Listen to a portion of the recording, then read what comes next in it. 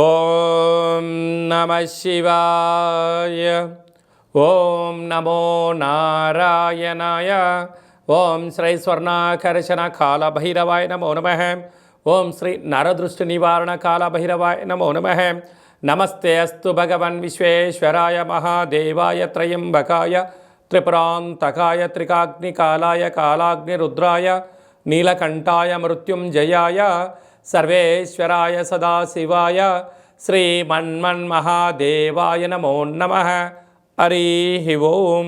మా ఛానల్కి స్వాగతం.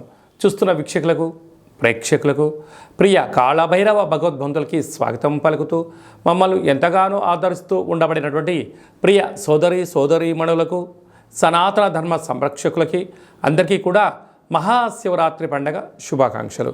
మహాదేవుడి యొక్క ఆశీస్సులు అందరిపైన ఉండాలని, అందరినీ చల్లగా ఆశీర్వదించాలని, నిండు నూరేళ్ల ఆయురారోగ్యాలకు అందరికీ ప్రసాదించాలని, జాతక చక్రంలో ఉండబడిన గ్రహ గమనాలు దోషాలు తొలగిపోయి ఎవరైతే ఏదైతే కోరుకుంటున్నారో అన్నింటా విజయాన్ని సాధించేటువంటి ఆశీర్వచనాన్ని భగవంతుడు అందరికీ ప్రసాదించాలని మనసారా కోరుకుందాం.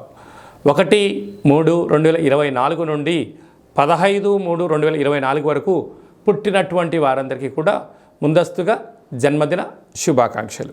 గతంలో వివాహం చేసుకున్న వారికి వివాహ వార్షికోత్సవ శుభాకాంక్షలు. ద్వాదశ రాశుల్లో గ్రహ గమనాల్ని ఒకసారి వీక్షింపచేద్దాం. మేషరాశిలో గురు సంచార స్థితి, కన్యరాశిలో కేతు సంచార స్థితి, మకర రాశిలో కుజుడు మరియు శుక్ర సంచార స్థితి, కుంభరాశిలో రవి బుధాదిత్య రాజయోగము మరియు శనేశ్వర స్వామివారి యొక్క సంచార స్థితి. ఏడాది తర్వాత రవి భగవానుడు కుంభరాశిలో సంచారము, 30 సంవత్సరాల తర్వాత శని భగవాని చేత రవి తన స్వక్షేత్రమైనటువంటి శని భగవాన్తో కలిసి సంచారం చేయడము ఇది ఒక యోగదాయకం అని చెప్పి గమనించగలగాలి. అలాగనే మీనరాశిలో రాహు సంచార స్థితితో ద్వాదశ రాశుల్లో గ్రహ గమనాలు ఈ విధంగా ఉన్నాయి.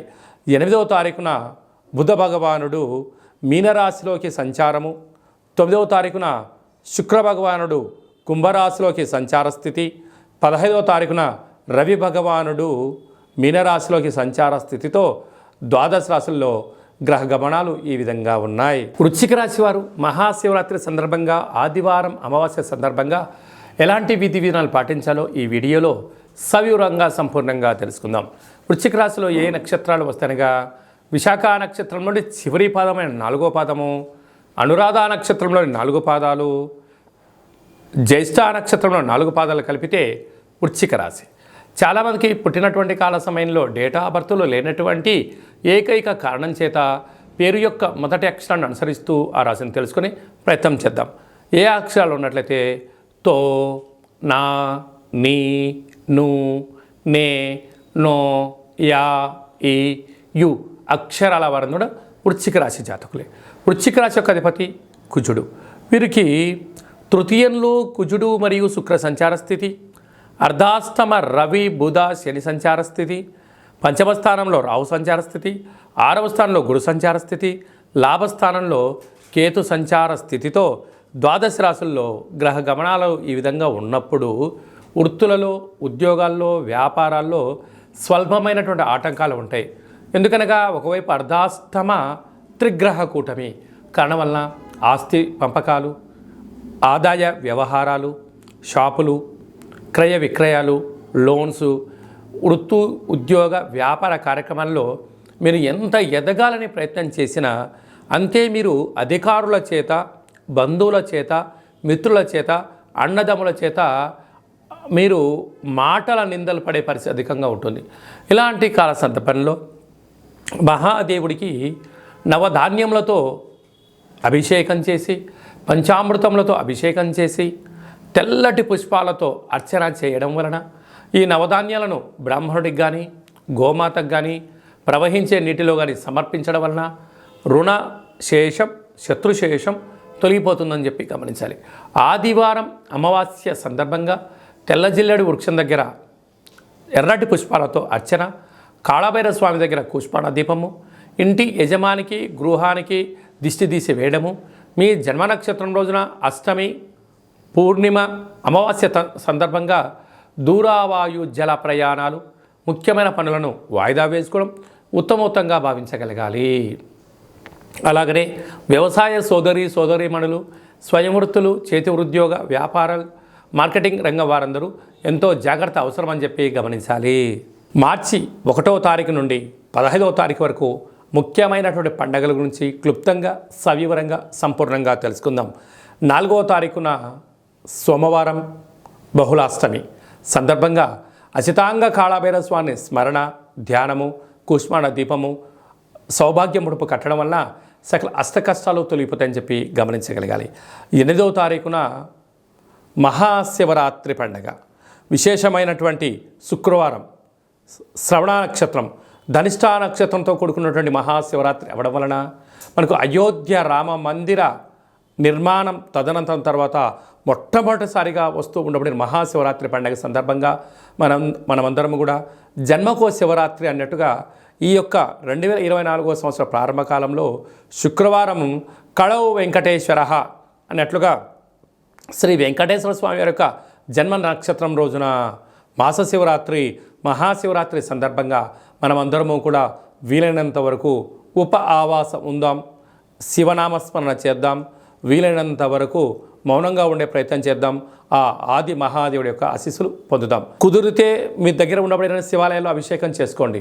అలా కుదరలేనటువంటి పక్షంలో కానీ లేదు ఇంకొంచెం భగవంతుడి యొక్క ఆశీస్సులు పొందాలి అన్నట్లయితే మన యొక్క కాళభైరవ స్వామి యొక్క దేవాలయంలో సహస్ర ద్వాదశ జ్యోతిర్లింగేశ్వర స్వామివారు, 1,00,000 రుద్రాక్షల మహాదేవుడిని ఏర్పాటు చేయడం జరిగింది కనుక మీ గోత్రనామాలు మాకు పంపించినట్లయితే మీకు వాట్సాప్ ద్వారా వీడియో కాల్ చేయించి మహాదేవుడికి రుద్రాభిషేకము, శతరుద్ర హోమాన్ని చేయించడం జరుగుతుంది కనుక భక్తులందరూ కూడా మహాదేవుడి యొక్క అభిషేక కార్యక్రమంలో పాల్గొని ఆ పార్వతీ పరమేశ్వరుల యొక్క కృపకటాక్ష వీక్షణ పొందగలరు. అలాగనే మరో అద్భుతమైనటువంటి విషయం ఏమిటయ్యా అనగా 10వ తారీఖున ఆదివారం అమావాస్య పూర్వభద్ర నక్షత్రం రావడం కూడా జరుగుతుంటుంది. అంటే మాసాలలో ఆమాకావైనట్టుగా మాఘమాసము, అందులో మహాశివరాత్రి తదనంతరము ఆదివారం రోజు అమావాస్య రావడం వల్ల అద్భుతమైన అతీంద్రియమైన శక్తి సంపాదించడం కోసము ధ్యానం, పూజ, హోమ కార్యక్రమంలో పాల్గొన్నట్లయితే సకల శుభం కలుగుతుందని చెప్పి గమనించాలి. కనుక ఈ కాళభైరవ స్వామికి ఆశీస్సులు పొంది ఆ అమావాస్య రోజు సకల దుష్ట ప్రభావాల నుంచి, భూత ప్రేత పిశాచాల నుంచి, అపమృత్యు దోషాల నుంచి, వాహన ప్రమాదాల నుంచి తొలగించడం కోసము ఏ రాశి వారు, ఏ నక్షత్రం వారు ఎలాంటి విధి విధాలు పాటించాలో సవిరంగా సంపర్వం కూడా మనం తెలుసుకుందాం. అదే కాకుండా ఈ యొక్క మార్చి నెలలో ప్రథమార్థమంతను కూడా అద్భుతమైన విజయం సాధించగలగాలి అన్నట్లయితే మనం ఒక్కసారి ఈ పాత్రను గమనించినట్లయితే ఇది ఒక కంచు పాత్ర. ఇందులో మనకు రాసులు 12 ఎలా ఉంటాయో 12 రాసులను అచ్చు వేయడం జరుగుతుంది.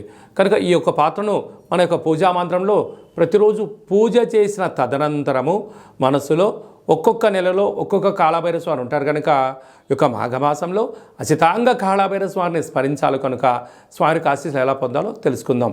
అలాగే మనసులో ఓం అచితాంగ కాళభైరవాయ నమః అని అనుకొని ఇలా శబ్దం చేసినట్టయితే ఒక పాత్రలో ఓంకార శబ్దం రావడం జరుగుతుంది.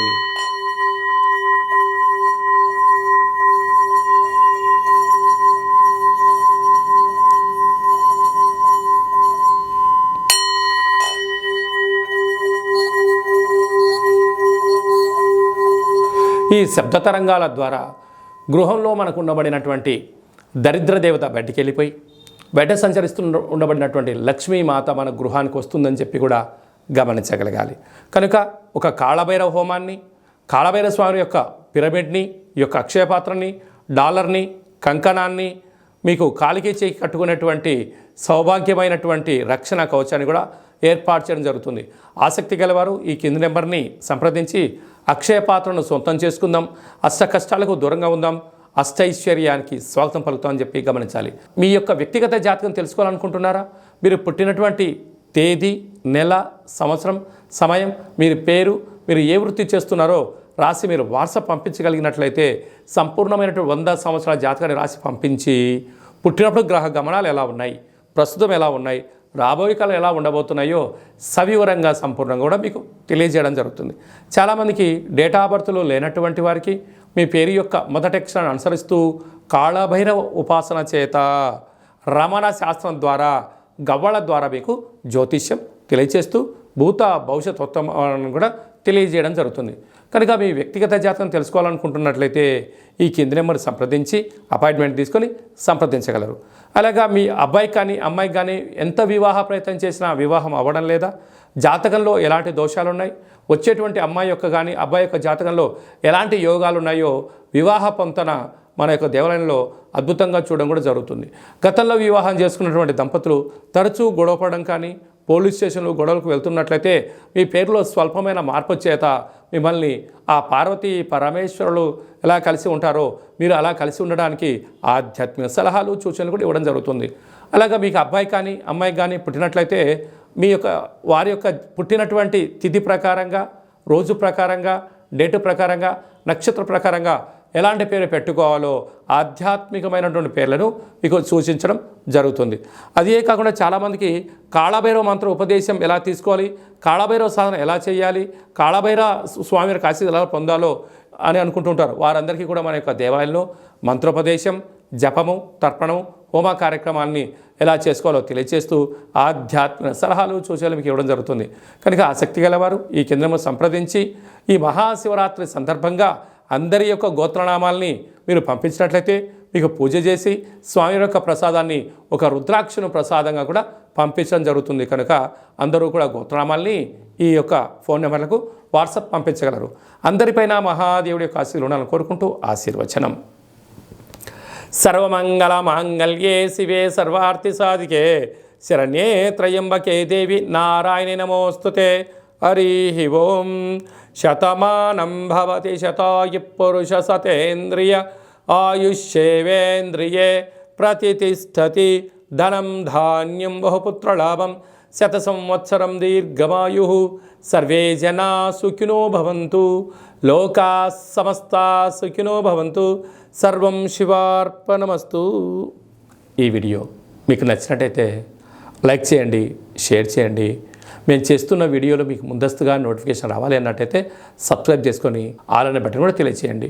మీరు ఎవరి క్షేమాన్ని కోరుకుంటున్నారో లేదా మీ క్షేమాన్ని ఎవరైతే కోరుకుంటున్నారో వారందరికీ ఈ మహాదేవుడి యొక్క అభిషేక కార్యక్రమమైనటువంటి ఈ వీడియోను అందరికీ ఫార్వర్డ్ చేయండి. మహాదేవుడి యొక్క ఆశీస్సులు పొందండి.